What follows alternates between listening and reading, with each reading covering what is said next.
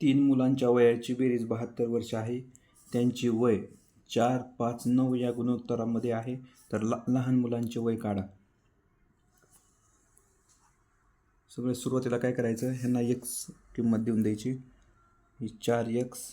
आता सगळ्यांची बेरीज करायची, कारण की सगळ्यांची बेरीज दिली आपल्याला 72 वर्ष, म्हणून सगळ्यांची बेरीज लिहायची. 4x plus 5x plus 9x बरोबर ह्या सगळ्यांची बेरीज किती दिली आपल्याला 72 वर्ष, म्हणून बरोबर 72 लिहिलं.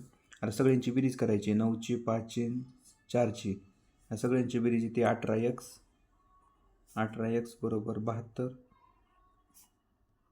x बरोबर 72 भागिले 18. 18 चोक 72. एकची किंमत आली 4. आता आपल्याला विचारले लहान मुलांचे वय काढा. आता ह्याच्यामध्ये सगळ्यात लहान गुणोत्तर कोणतं आहे, 4x. 4 गुणाकारामध्ये एकची किंमत आली 4. 4 चोक 16. लहान मुलांचे वय आले 16. ऑप्शन क्रमांक 1.